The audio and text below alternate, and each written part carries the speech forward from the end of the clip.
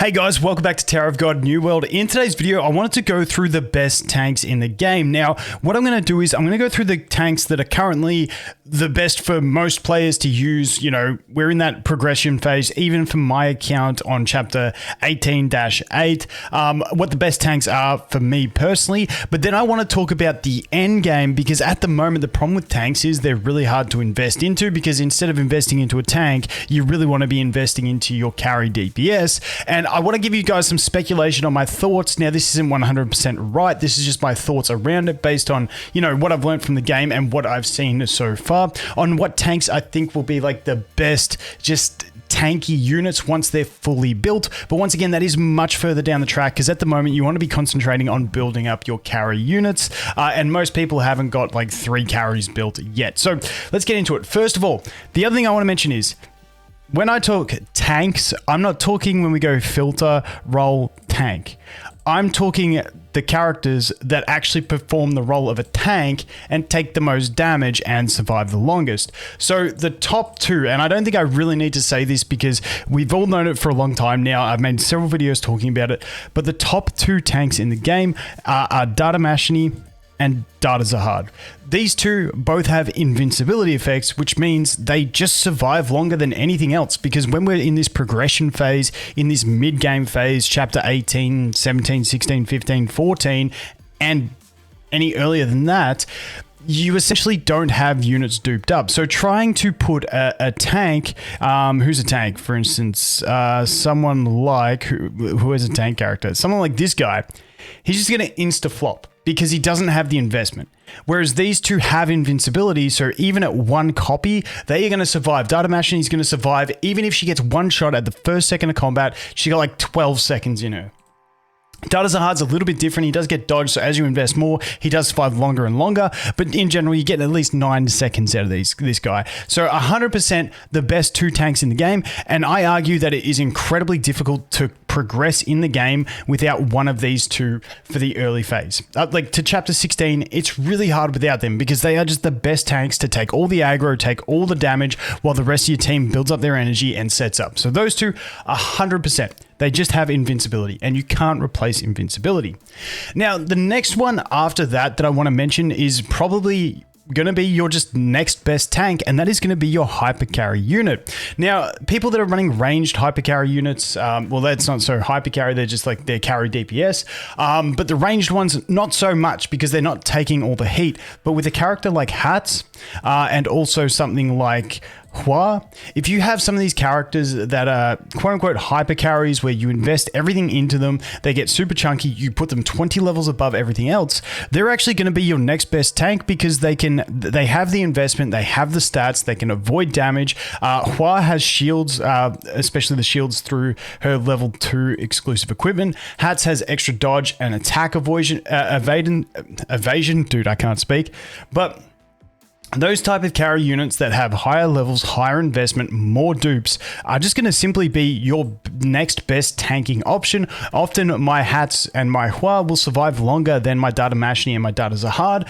but on top of that, they're not taking the heat from as many enemies. So my play is always to get my main tank, Mashni or Zahad, to take all the damage so that the other 2 can ramp up and then destroy, and then they can survive longer into the match, and then they can maybe, you know, dodge tank / shield tank through 3 enemies instead of having to deal with all 5 at the start of the battle. So, like I said, Data Mashni, Data Zahad, followed by your hyper carry unit.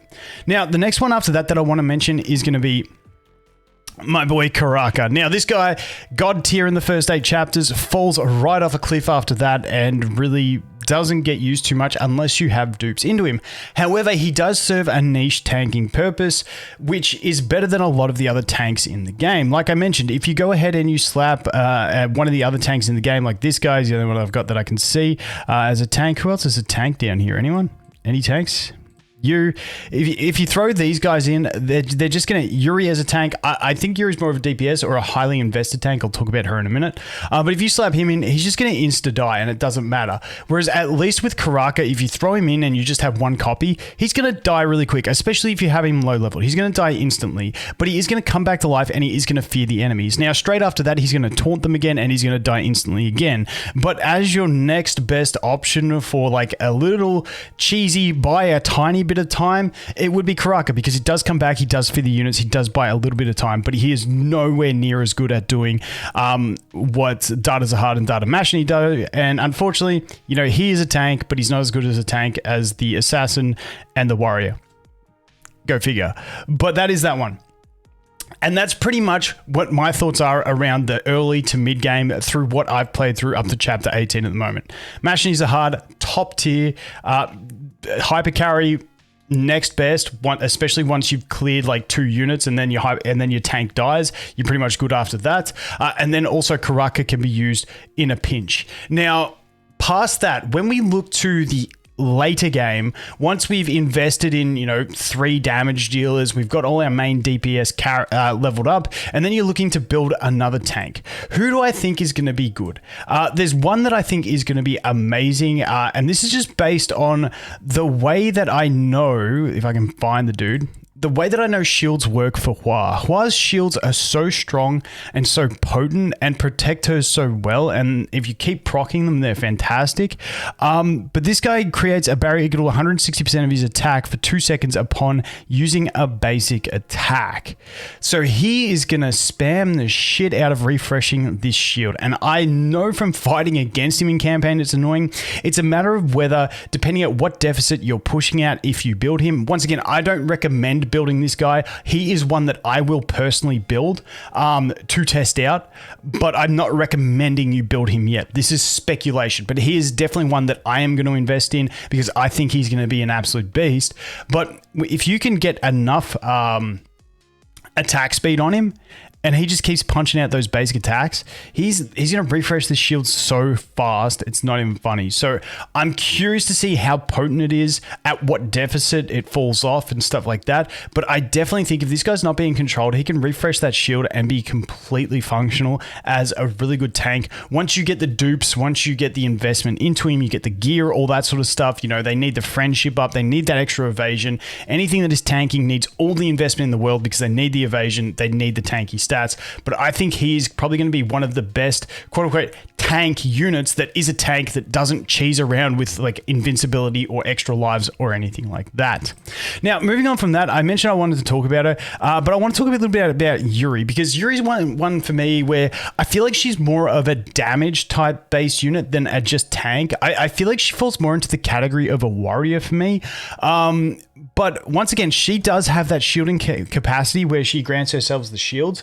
Now, she does also gain healing, she gains extra defense, and she gains debuff immunity on this shield when you get her exclusive equipment up, which I think could be quite potent. The problem I see with her is, and what I've heard from people, is functioning as a raw tank. She doesn't really work because if she's getting targeted by like 3-4 enemies, she takes too long to use a skill and get her first shield. Now, if this shield had a condition that, like, or if her exclusive equipment had something in it where it's like she starts the battle with a shield, or if she had just a faster turn cycle on her abilities, I think she would be a lot more potent. But the problem for her is that she's got that ramp up time. So she is another one that I will experiment with as well. I really like the character. I really like her as like a sub DPS option or a carry in the early game.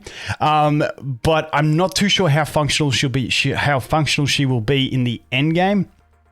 But those are the two I'm looking at building because I think they could be quite potent. Yuri, not so much as a raw tank. This guy more as a raw tank. I think he's going to be fantastic. But two units that I definitely want to build to test out their potential myself. Once again, I'm not saying you should build them. I'm not saying they will be the best. I'm just saying based on what I know of the game, I feel like they will be some of the best tanks in the game. But once again, for that's looking towards much later in the game. At the moment, we're still looking at Data Mashni, Data Zahad, and your carry units as being, you know, the staples to survival in your team. But that is going to be it for this one, guys. You let me know your thoughts. Once again, I'm never 100% right in this stuff. No one can test everything and know everything in these games. So I'm just bringing you my thoughts, and I love hearing yours. So as always, guys, thanks for watching. Hope you have an awesome day, and I look forward to seeing you in the next one. Cheers.